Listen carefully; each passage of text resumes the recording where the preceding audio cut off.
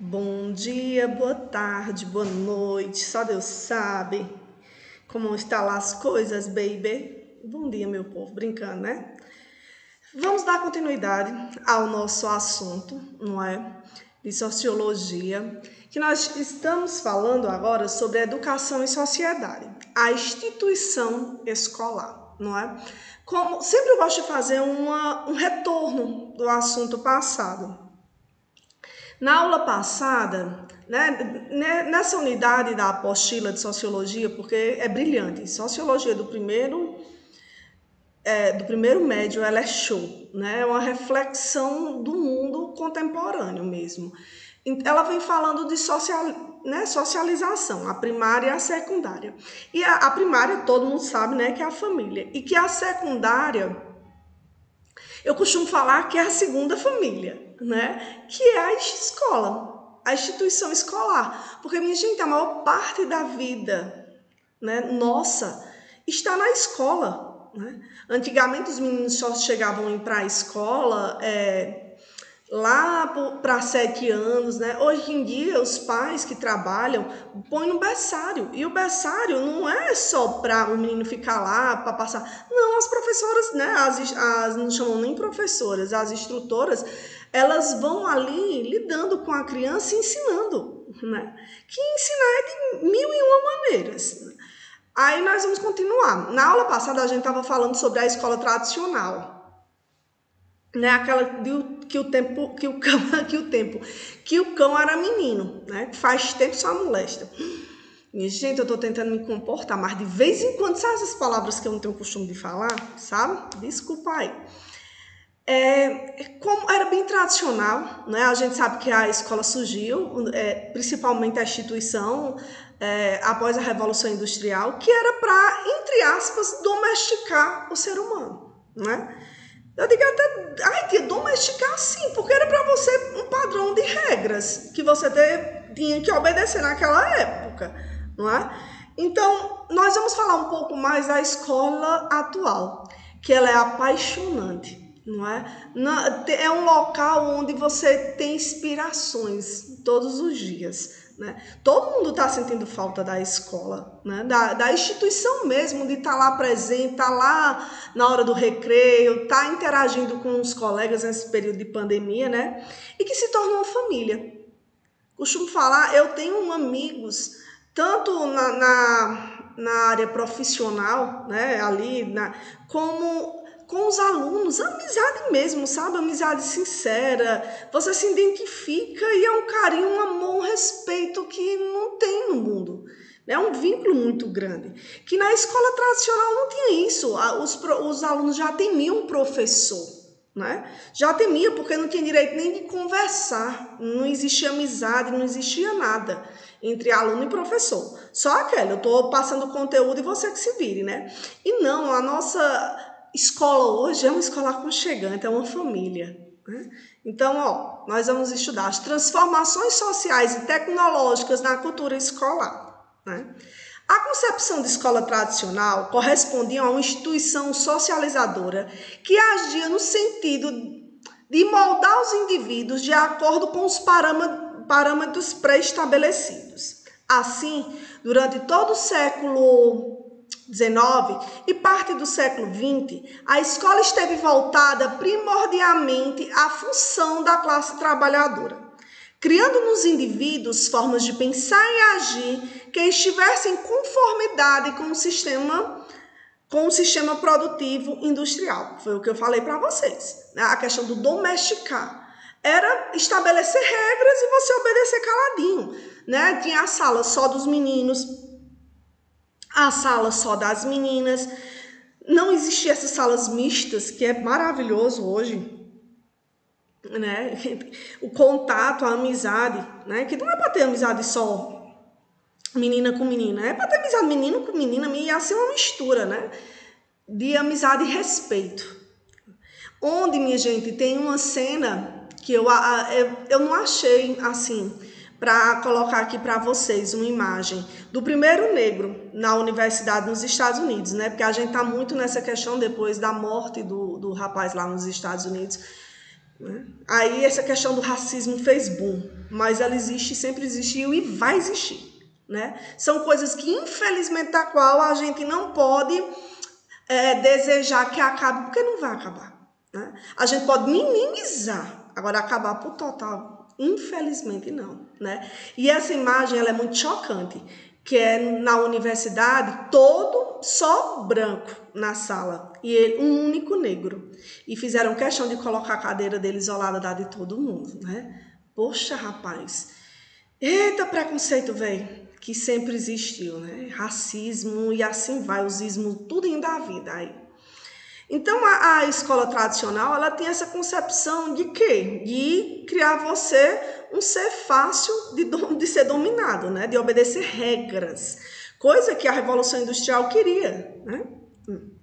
Com o passar do tempo e as contínuas transformações sociais, tal modelo de escola, voltado unicamente à formação da classe trabalhadora, passou a ser contestado por educadores, sociólogos e teóricos da educação. Assim, a escola acabou perdendo a dimensão de instituição disciplinar e autoritária, que não respeitava as particularidades nem os conhecimentos dos alunos, e começou a assumir a função de instituição voltada à formação de cidadãos autônomos. A relação professor e aluno se tornou menos distante e hierárquica, e novos métodos de ensino começaram a ser empregados, né? Graças a Deus. Eu, apesar da minha jovem idade, meus 15 anos, né, sou muito jovem, eu ainda peguei professores muito tradicionais, né, daqueles que não davam um sorriso, daqueles que não tinham vínculo nenhum com você, né? E é horrível, porque você sempre, minha gente, a melhor coisa do mundo que tem é você lembrar de um professor e você ver ele na rua e você ter o prazer de dizer, ele foi meu professor, né? Então, minha profissão, eu escolhi por isso, porque é tão prazeroso você estar na rua. Eu tenho o maior prazer quando tem professores que não gostam de ser chamados de tio ou tia, né? Eu amo. Eu me sinto parte da família, né? Porque a gente chama tio, um parente mais próximo. E eu gosto de ser chamada de tia Regiane. Eu tenho um prazer que eu sei que existe um elo, né, entre a gente muito forte. É um elo, lógico, eu tô aqui para passar conteúdo para vocês, mas eu tô aqui para formar um cidadão. Eu estou aqui para formar pessoas que sejam capazes de ver a maneira como as coisas estão e tentar modificar, sempre para o bem, não é? Então, todo mundo vai ter um professor do qual vai lembrar o resto da vida, né? Eu vou contar uma historinha bem breve aqui a vocês. Eu tinha um professor que eu gostava muito dele, só que ele não era de dar sorriso, eu não vou citar nomes, certo? Ele não era de dar sorriso, ele não era muito amável, mas era o jeito dele. A gente sabia, ele era um ótimo professor, mas era o jeito dele. E teve um ano que os meus pais estavam com dificuldade de pagar a escola e eu não podia comprar os livros. Então eu estudei um ano, como é que eu posso falar? Com livros emprestados. E esse professor era um dos... Ele era tão exigente que não podia estar dobrada a paginazinha, né? O livro tinha que estar perfeito. E um dia ele chegou na sala mais triste, né, e calado do que ele já é, porque não era muito de sorrir, era muito na dele. E sentou, e do nada ele começou a chorar. Todo mundo ficou parado assim, nossa, ele tem lágrima, né? Ele é um ser humano. Porque a gente tinha um respeito, mas não conhecia o ser que estava de trás daquele professor. E ele chorava sem parar. Todo mundo ficou parado, né? Lógico. Eu, como sempre fui enxerida, corri, fui pegar um copo d'água, dei a ele. E ele foi falar da história de vida dele. E falou que o pai dele tinha sido assassinado na frente dele quando criança. E ele estava passando mal lembrando disso. E não conseguia desabafar com ninguém. E chorou na sala de aula. Minha gente, o elo entre a turma e esse professor ficou mais forte ainda. Porque a gente viu que ele era um ser humano cheio de problema como um aluno, não é? Não é porque, por exemplo, eu chego todo dia para dar aula que eu não deixei um monte de coisas lá em casa, né? Afazeres de uma mãe, de uma filha, de uma esposa, não é?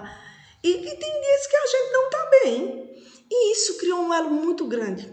Eu tenho um respeito e um amor muito grande por esse professor. E ele chorou numa música de Renato Teixeira, né? Que ele tinha colocado pra gente também. Ando devagar, porque já tive pressa e leva esse sorriso. Vou cantar não, vai que a Globo veio e quer me contratar, né? Já tô com medo de eu tomar o emprego de Fátima Bernardes, porque uma mulher tá dando show. Ai, meu Deus, agora seja, viu? Eu digo, é muita gente como professor, a gente se inova, porque vocês gostam muito de observar a Regiane palhaça, brincalhona e tal, né? Eu sou tímida. Eu odeio microfone, eu odeio ser filmada, né? Então, para mim, está sendo uma superação, né? Ter que gravar e me sentir à vontade, né? Com esse instrumento, como se diz, voz objeto aqui à minha frente. E eu fui fazer uma viagem. E nessa viagem eu fui para um show de Renato Teixeira. E eu fiquei, gente, mais de 2 horas na fila para conseguir o autógrafo de Renato Teixeira para o meu professor. E eu tirei foto e consegui autógrafo. A primeira coisa que eu fiz quando cheguei no Brejo foi entregar a ele. E tu acredita que tá com uns 20 anos isso, ou mais. E ele ainda tem a foto e o autógrafo, né? E a gente tem um amor e um respeito muito, muito grande um pelo outro. Ele é uma pessoa, para mim, um espelho.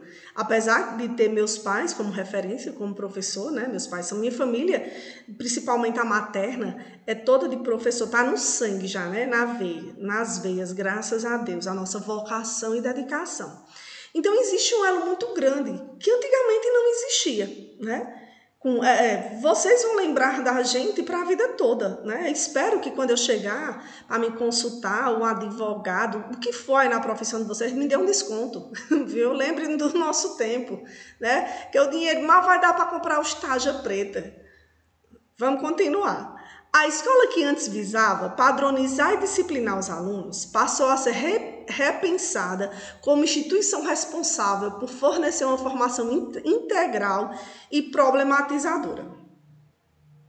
A própria noção de socialização na escola, que anteriormente implicava a interiorização passiva de regras e condutas, foi modificada e agora é entendida como um processo na qual o indivíduo tem uma postura ativa, não é? Não é a gente chegar e só pôr. Nossas aulas, cara, todo mundo dá sua opinião, opiniões diferentes, onde a gente respeita, não é? Onde a gente consegue conviver, né? E aceitar e aprender. O bom dessa interação entre aluno e professor é porque vocês acham que só vocês que aprendem com a gente, né? Os professores, mas não. Minha gente, eu aprendo tanto com vocês que vocês não têm ideia. Ó, botei uma fotozinha de Jennifer pequenininha ali, viu? Os outros não deu para identificar, mas Jennifer e Ritinha, né? Mudou quase nada. Ritinha tá Não, brincando, Ritinha, tu cresceu, viu? I love you, Ritinha. Ritinha sabe que eu encho o saco dela, que ela tá conversando muito, mas eu amo muito. A escola passou a valorizar as experiências particulares dos alunos no contexto escolar e a participação deles nas atividades cotidianas da instituição. Com essa mudança, a frequência do número de alunos aumentou e houve maior diversidade de identidades e interesses pessoais. A escola se tornou um espaço de socialização articulada a outras instituições sociais na construção das identidades individuais das crianças e dos jovens, como a mídia, a família, as redes sociais e os grupos religiosos e de amizade. As novas tecnologias da informação, como tablet, smartphones e notebooks, possibilitam outras formas de acesso à informação, à interação social e ao entretenimento. Esses recursos tecnológicos têm impactos cada vez maior na formação da identidade dos indivíduos e no processo de socialização, né? Cara, tipo assim, se nessa pandemia não fosse os meios de comunicação, a gente tava ferrado, porque está sendo o elo entre o professor e o aluno, né? É um elo, lógico, um pouquinho distante, mas que dá para minimizar, né? E compartilhar conhecimento. Então, hoje a tecnologia, eu costumo falar não, eu creio, né?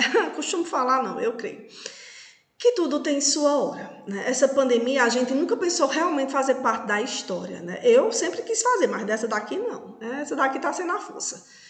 Mas a gente tem que tirar coisas boas de coisas ruins, né? Então, nós vamos passar a valorizar tanta mais coisa que a gente nem imagina. Tipo um abraço, um sorriso, não é? A família, as pessoas que se importam com a gente, que se preocuparam em mandar mensagem perguntando como tá nesse período de pandemia, que não é fácil, né? É uma pressão psicológica imensa, né? Aí para vocês já vem a fase da adolescência, que é mais difícil ainda, né? Aí juntando com essa pandemia, eu imagino como está sendo difícil. E os meios de comunicação, eles estão sendo chave em todo esse processo de educação, de socialização e do som tudo do mundo, né? Em meio às novas tecnologias da informação, os jovens estão habituados a geralmente ter os sentidos satisfeitos a todo momento e em virtude da instantaneidade das novas mídias. Isso gera um novo perfil de aluno, com maior bagagem de informação. O uso de tecnologia nas escolas delinea um novo papel para o professor, que passa a encaminhar os estudantes nas pesquisas e orientá-los a selecionar e analisar criticamente o excesso de informações disponível nos meios digitais. Cara, tipo assim, tinha uma turminha do sexto ano, né, que faz tempo essa turma, os meninos já estão bem no terceiro, que eu tinha aula na segunda-feira e eu tinha que assistir o Fantástico, porque quando eu chegasse eles estavam com um assunto que tinha a ver ali, dava para encaixar em história sempre, e eu achava interessante. Alunos no sexto já tinha essa curiosidade, não é como antigamente que o professor chegava, jogava conteúdo e tal, não, né? Hoje, querem água? Vamos beber em casa, viu? Hoje, vocês têm muito conhecimento, não é? Então, nós estamos compartilhando conhecimento, né? Chega com cada assunto assim, que dá para encaixar na aula, né? História, o bom de história e sociologia, filosofia, geografia, a área de humanas, é porque o cotidiano está muito presente nessas áreas, apesar que as outras também, né? Mas essa está bem mais presente, eu acho, né? Porque seja minha área, né? E a gente observa isso. Vocês vêm com uma bagagem tão grande de conhecimento que às vezes tem uma coisa que me pergunta e eu não sei. Já aconteceu do aluno me perguntar uma coisa e dizer: meu filho, vamos fazer assim, me desculpe que eu não sei disso. Não, eu não estudei, não, eu não vi nenhuma reportagem. Eu vou ler, me diga o site que a gente vai debater. E aí tem um professor, não, minha gente, nós somos seres humanos, não é obrigado a ser um computador que armazena tudo, não, né? Com o passar do tempo, a postura hierárquica, impessoal e autoritária dos professores nessas escolas tradicional mudou, transformando-se em uma postura aberta ao diálogo e mais próxima da realidade dos alunos, pura verdade, né?